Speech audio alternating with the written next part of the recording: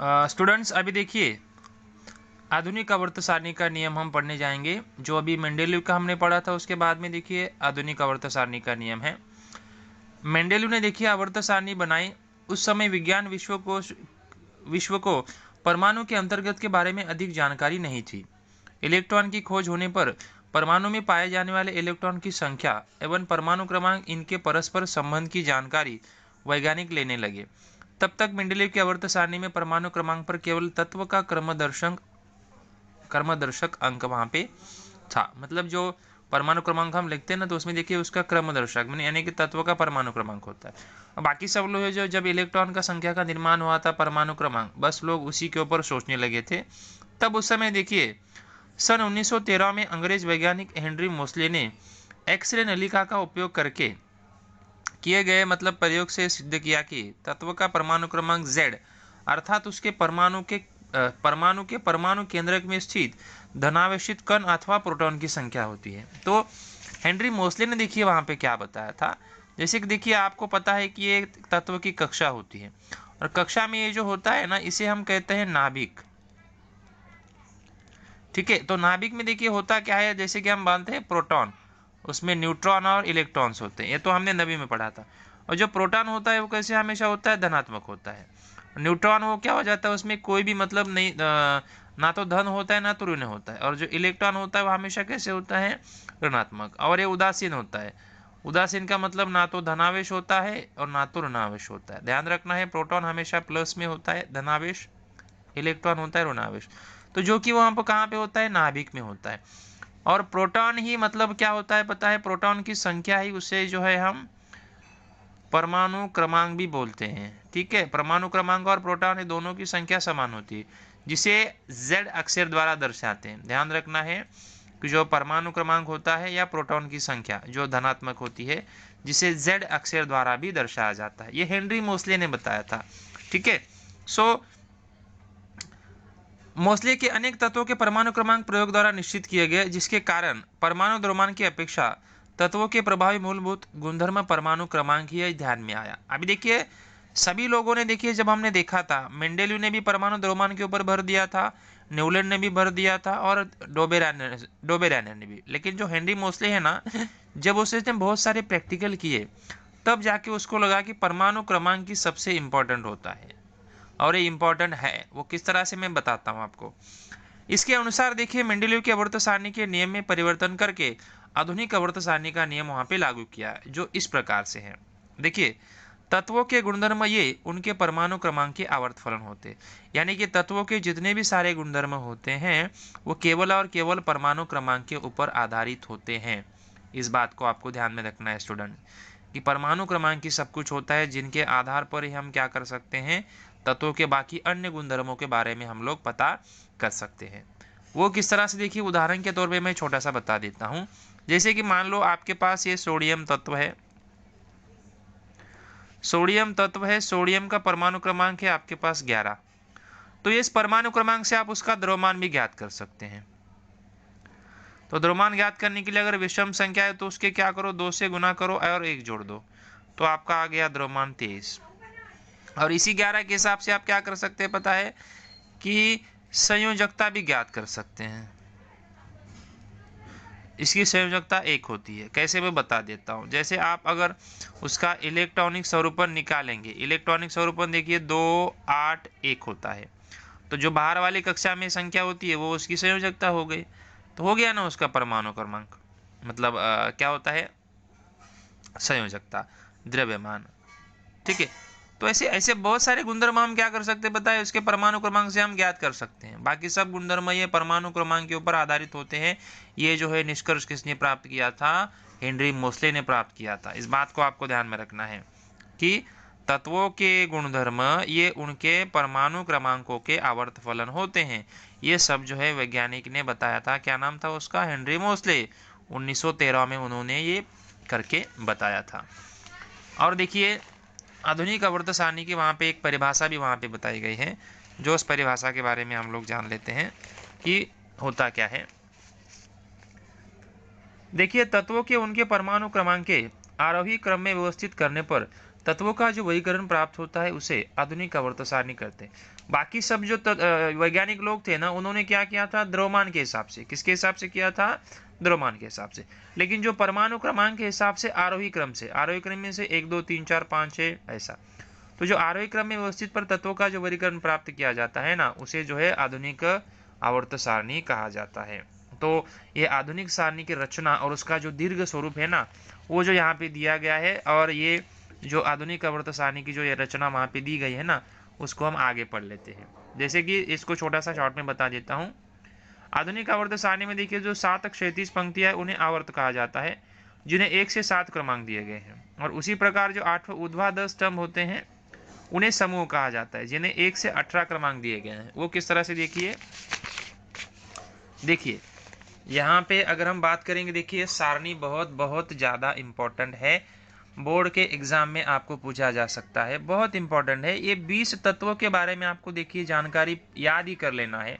यानी कि आपके अगर ये सारणी अगर आप अच्छे से कर लेते हैं ना, इसके ऊपर बहुत सारे लेसन आधारित है। मान लो 4-5 मार्क्स आपके कहीं जाएंगे नहीं अगर आप अच्छे से याद करते हैं। तो देखिए ये जो कॉलम देखिए आपको दिखाई दे रहा है, 1 2 3 4 5 6 7 8 9, ये जो दिखाई दे रहा है कि 1 से लेके 18 तक। ये जो देखिए ये ऊर्ध्वाधर स्तंभ है, ये जो खड़े दिखाई दे रहे हैं ना, जैसे मैं नीचे कर रहा हूँ ये वाले, तो ये जो दिखाई दे रहे हैं ना नीचे, मतलब ऊपर से नीचे जब आएंगे तो ये क्या है? ऊर्ध्वाधर स्तंभ है। उसे देखिए समूह कहते हैं। समूह कुल मिला के देखिए 18 है। क्षैतिज पंक्तियां मतलब देखिए लेफ्ट से राइट में जाएंगे, ये ऐसे, ठीक है। जैसे देखिए लिथियम बेरिलियम, ये मतलब सीधी रेखा यहाँ से ऐसी जाएगी। तो ये क्या होता है पता है? आवर्त। और ऐसे आवर्त देखिए 7 है। देखिए 1 2 3 4 5 6 7। और इसको देखिए अपने परमाणु क्रमांक से हिसाब से रखा गया। देखिए 1 2 3 4 5 6 7 8 9 10 11 12 13 14 15 16 17 18 19 और 20। बोर्ड के अनुसार केवल आपको 20 तक जानकारी याद करनी है। 20 के अलावा आपको उसमें कोई भी याद करने की आवश्यकता नहीं है। तो ध्यान रखना है, जो क्षैतिज पंक्तियां होती है उसे आवर्त कहते हैं, जो कुल मिला के 7 है। और जो ऊर्ध्वाधर स्तंभ होते हैं उसे कहा जाता है समूह, जो कुल मिला के कितने हैं? 18 समूह हैं, ठीक है। तो एक एक करके मैं बता देता हूँ। यहाँ पे देखिए जो 18वां समूह है ना, देखिए मैं यहाँ पे जानकारी आपको बता देता हूँ कि इधर है। देखिए आपको यहाँ पे अतिरिक्त जानकारी बता देता हूँ। यहाँ पे तो नहीं है स्टूडेंट्स, लेकिन मैं बता देता हूँ। कुल मिला के देखिए जो आपको वहाँ पे आवर्त देखिए आपको मिलेंगे कुल मिला के, सॉरी आवर्त जो है आपको कुल मिला के मिलेंगे 7, और जो समूह है ना आपको मिलेंगे 18।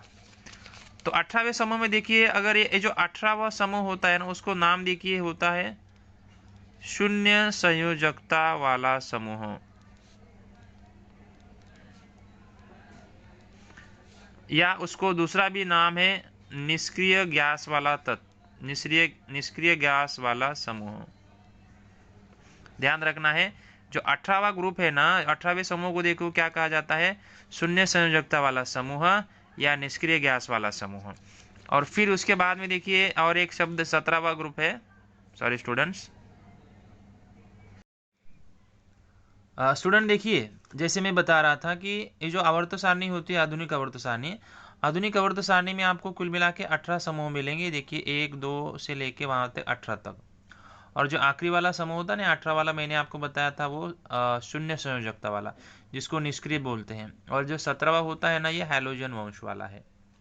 और आवर्त देखिए कुल मिला के 7 होते हैं। देखिए 1 2 3 4 5 6 7, मतलब ऐसे आड़ी रेखा के साथ जाएंगे ना लेफ्ट से राइट में, ठीक है। तो ये आवर्त होते हैं, ऐसे आवर्त। और देखिए पहला और दूसरा जो समूह होता है वो एस खंड में आता है। और 3 से लेके जो 12 तक होते हैं समूह, वो डी खंड में आते हैं। और 13 से जो 18 होते हैं वो पी खंड में चले जाएंगे। और सबसे नीचे देखिए जो लैक्टिनाइड और एक्टिनाइड होता है ना, वो एफ खंड में होता है। किसमें होता है? एफ खंड में होता है। इस बात को आपको क्या कर लेना है? ध्यान में रख लेना है। और दूसरी बात देखिए कि जो बीच में देखिए आपको जो टेढ़ी मेढ़ी रेखा दिखाई दे रही है, ये वाले टेढ़ी मेढ़ी रेखा, तो ये वाले टेढ़ी मेढ़ी रेखा में देखिए कुल मिला के 7, 1 2 3 4 5 6 7। देखिए 1 2 3 4 5 6 7। तो ये देखिए धातु सदृश्य है, ठीक है।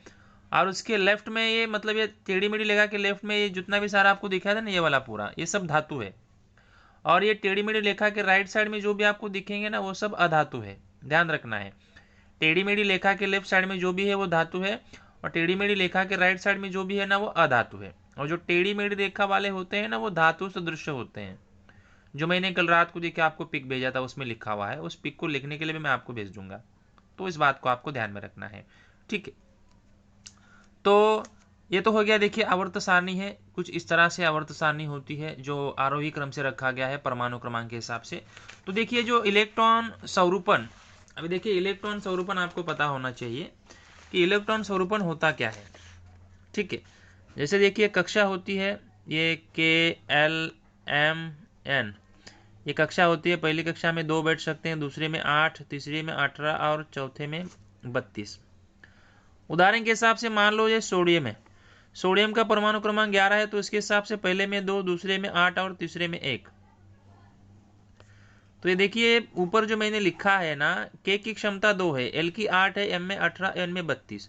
तो जितना है उतना बिठाना चाहिए, और बिठाने के बाद में ये उसका आंसर परमाणु क्रमांक जो होता है ना उसका मतलब जो है वही आना चाहिए। जैसे कि देखो यहाँ पे 11 है तो 2, 8, 10 हो गया और 1 11। तो ध्यान में रखने में इसकी क्षमता किसके हिसाब से, उसी के हिसाब से आपको रखना है। ठीक है, तो ये ऐसा इलेक्ट्रॉनिक स्वरूपन। तो अभी हमें पहला टॉपिक जो है देखिए देख लेना है कि समूह व इलेक्ट्रॉन स्वरूपन। ध्यान रखना है समूह इलेक्ट्रॉन स्वरूपन का संबंध क्या है। ये तो जो उदाहरण यहाँ के बताए गए हैं ना, तो पढ़ने से अच्छा है कि मैं उदाहरण देके आपको समझाता हूँ तो तुरंत समझ में आएगा। तो देखिए क्या है कि समूह व इलेक्ट्रॉन स्वरूपन, तो इसका देखिए संबंध क्या है। समूह, ठीक है, जैसे कि मैंने बताया, तो ये जो समूह है आपके, ये देखिए जो समूह है 1 2 3 4 से लेकर 18 समूह है। ठीक है, तो ये 18 समूह है, तो उसका संबंध देखिए क्या होता है कि बताया क्या है। देखिए वहां पे पढ़ लेते हैं कि देखिए किसी भी समूह में, देखिए किसी भी समूह में ऊपर से नीचे की ओर जाने पर इलेक्ट्रॉनिक की कक्षा में क्रमशः वृद्धि होती है, और इससे स्पष्ट होता है कि बाह्यतम कक्षाओं की इलेक्ट्रॉन स्वरूपन या आधुनिक आवर्त सारणी के प्रत्येक समूह की विशेषता होती है। परंतु जैसे हम किसी समूह में ऊपर से नीचे की ओर आते हैं वैसे वैसे कवचों की संख्या में भी क्या होती है, वृद्धि होती है। देखिए ध्यान क्या बोला गया है कि जैसे जैसे हम ऊपर से नीचे आएंगे, ऊपर से नीचे मतलब मान लो मैं एक समूह लेता हूँ। ठीक है, देखिए ये वाला लेता हूँ मैं, दूसरा वाला समूह। ठीक है, ये दूसरा वाला समूह लेता हूँ। देखो देखो ये मैं लेता हूँ समूह 2। समूह में देखो पहले क्या है, बेरिलियम मैग्नीशियम कैल्शियम। देखिए बेरिलियम मैग्नीशियम और कैल्शियम। ठीक है, ये समूह दूसरा है, तो उसका नंबर भी लिख लेता हूँ। बेरिलियम का क्या है, 4 है, मैग्नीशियम का 12 है और कैल्शियम का 20 है।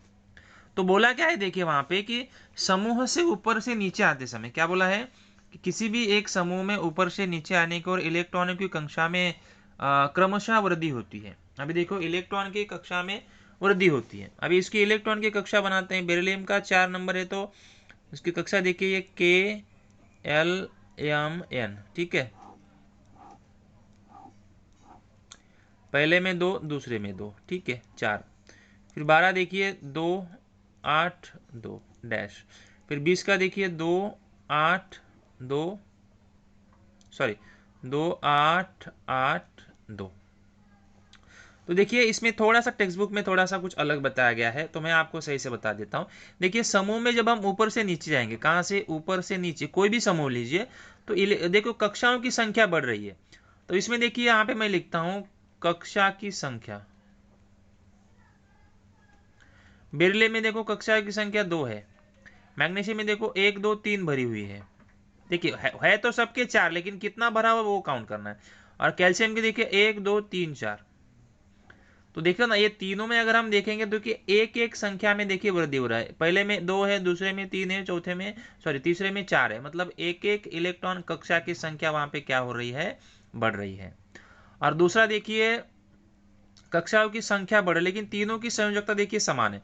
देखिए आखिरी में यहाँ पे 2 है, यहाँ पे भी आखिरी में 2 है, और लास्ट में भी आखिरी में 2 है, यानी कि तीनों की संयोजकता वहां पे देखिए क्या है, समान है। तो समूह और इलेक्ट्रॉन स्वरूपन का देखिए क्या संबंध होता है कि समूह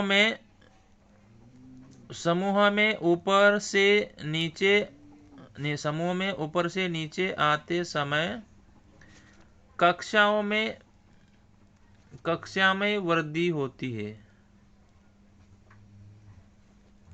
कक्षा में वृद्धि होती है तथा संयोजकता, संयोजकता क्या होती है, समान रहती है। आप देखिए कोई भी मतलब ले सकते हैं कि समूह में जब ऊपर से नीचे आएंगे ना तो कक्षाओं की संख्या में क्या होती है, एक एक से वृद्धि होती है, और जो संयोजकता होती है ना वो संयोजकता समान रहती है। मतलब समूह से ऊपर से नीचे आते समय कक्षा में वृद्धि होती है तथा संयोजकता समान रहती है। तो ये होता है समूह व इलेक्ट्रॉन स्वरूपन का संबंध। लेकिन इसमें थोड़ा सा अलग बताया, मैंने आपको आसान से बताया गया कि किसी भी समूह में ऊपर से आने पे इलेक्ट्रॉन की कक्षाओं में क्रमशः वृद्धि होती है, वो तो मैंने बताया है। लेकिन इसमें वही बताया गया, लेकिन इसमें क्या बताया कि जैसे हम किसी समय ऊपर के नीचे जाते हैं वैसे वैसे कवचों की संख्या में वृद्धि होती है। सिर्फ बताया गया कवचों की संख्या में वृद्धि होती है, लेकिन वहाँ पे संयोजकता भी समान होती है, वो भी वहाँ पे बताना चाहिए था, लेकिन यहाँ पे बताया नहीं है। लेकिन मैंने देखिए आपको उदाहरण देके आपको अच्छे से समझाया है। ठीक है, तो ये होता है समूह और इलेक्ट्रॉन स्वरूपन का संबंध। अभी देखिए पहले हमने पढ़ा समूह व इलेक्ट्रॉनिक स्वरूपन, अभी हम आते हैं आवर्त और इलेक्ट्रॉनिक स्वरूपन। ठीक है, तो आवर्त और इलेक्ट्रॉनिक स्वरूपन में देखिए क्या बताया गया है कि आपको ऐसा दिखाई देगा कि इन तत्वों के संयोजकता इलेक्ट्रॉनों की संख्या भिन्न भिन्न है, परंतु उनमें कवचों की संख्या समान होती है। आपको ऐसा भी दिखाई देगा कि आवर्त में बाएं से और दाएं ओर जाते समय जिस प्रकार परमाणु क्रमांक में एक की वृद्धि होती है, उसी तरह संयोजकता इलेक्ट्रॉन में संख्या में भी एक की वृद्धि होती है। जैसे हमने वो पढ़ा था ना कि जैसे परमाणु क्रमांक में एक में वृद्धि होती है, उसी के हिसाब से इलेक्ट्रॉन संख्या में भी क्या होती है, वहां पे वृद्धि होती है। तो उदाहरण के लिए देखो हम ले लेते हैं कि वहां पे बताया क्या गया है कि जब हम क्या करते हैं, देखिए मैं आवर्त यहाँ पे दो लिया हूँ, ये वाला, ठीक है, ये वाला दो, ये आवर्त दो वाला, लिथियम, बेरिलियम, बोरॉन और कार्बन। ठीक है, तो देखिए इसको मैं समझा देता हूँ आपको कि देखिए आवर्त जो दूसरा है कि वहां पे देखिए लिथियम, बेरिलियम, बोरॉन और कार्बन है। तो बताया क्या है कि वहां पे कवचों की संख्या समान होती है। मतलब हम कहाँ जाते हैं कि लेफ्ट टू राइट में। ठीक है, आप कहाँ जाते हैं कि लेफ्ट टू राइट में, मतलब आप कहाँ जाते हैं कि कि बाएं ओर से दाएं ओर आप जाते हैं। बाएं से और दाएं ओर हम जब जाते हैं ना तो वहां पे क्या होता है कि कवचों की संख्या वहां पे समान होती है, लेकिन संयोजकता वहां पे भिन्न भिन्न होती है, आपको दिखाई देगी। अभी जब इलेक्ट्रॉन स्वरूपन निकालेंगे तब हमें पता चलेगा। तो देखिए 3 है, तो 3 का लिथियम का देखिए इलेक्ट्रॉन स्वरूपन वहां पे क्या हो जाएगा, 2 और 1 हो जाएगा। बेरिलियम का देखिए 2 और 2 हो जाएगा। बोरॉन का देखिए क्या हो जाएगा, 2 और 3 हो जाएगा। और कार्बन का देखिए वहां पे क्या हो जाएगा, 2 और 6 हो जाएगा। तो देखिए अगर हम वहां पे कक्षा की बात करेंगे, देखिए यहाँ पे भी 2 है, यहाँ पे भी 2 है, यहाँ पे भी 2 है और यहाँ पे भी 2 है। मतलब कुल मिला के अगर हम वहां पे बात करेंगे, देखिए कवच यहाँ पे कितने हैं, देखिए कवच या कक्षा सब में देखिए 2 ही है, बराबर। लेकिन अगर हम संयोजकता की बात करेंगे, इसमें देखिए संयोजकता 1 है, इसमें देखिए 2 है, इसमें देखिए 3 है और इसमें देखिए कितनी है, 4 है, बराबर कि नहीं। मतलब यहाँ पे जैसे मैं बता रहा था कि कवचों की संख्या, मतलब लेफ्ट टू राइट में, मतलब बाएं ओर से दाएं ओर जब जाते हैं ना, कहाँ से कहाँ जाते हैं कि बाएं से दाएं ओर जब जाते हैं ना, तो कवचों की संख्या वहाँ पे समान होती है, लेकिन संयोजकता वहाँ पे इलेक्ट्रॉन की संयोजकता जो होती है वो भिन्न भिन्न होती है। देखिए यहाँ पे 2 कक्षा, 2 कक्षा, 2 कक्षा, 2 कक्षा, तो उसके हिसाब से मतलब कुल मिला के वहाँ पे कवचों की संख्या आप कोई भी लीजिए, किसी में 2 हो सकता है, किसी में 3 हो सकता है, किसी में 4 हो सकता है।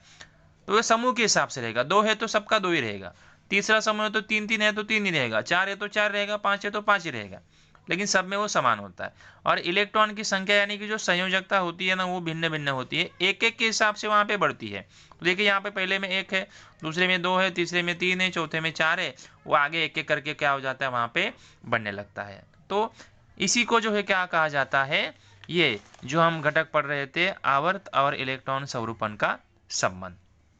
तो इसी के अनुसार देखिए ये आवर्त और इलेक्ट्रॉन का स्वरूपन का संबंध आपको यहाँ पे पढ़ने को मिल सकता है। जैसे यहाँ पे देखिए बहुत सारे उदाहरण वहाँ पे दिए गए हैं। जैसे पहले हमने पढ़ा, देखिए दूसरे समूह की अगर बात करेंगे, देखिए 2 2 2 2 2 2 2 है। तीसरे समूह की हम बात करेंगे, देखिए 3 3 3 3 3 3, मतलब उसमें 3 3 कवच है और सबकी संयोजकता देखिए वहाँ पे पूरी तरह से आपको अलग मिलेगी। चौथे में देखो तो वहाँ पे 1 2 3 4, 1 2 3 4, पहले में देखिए संयोजकता 1 है तो दूसरे में 2 है।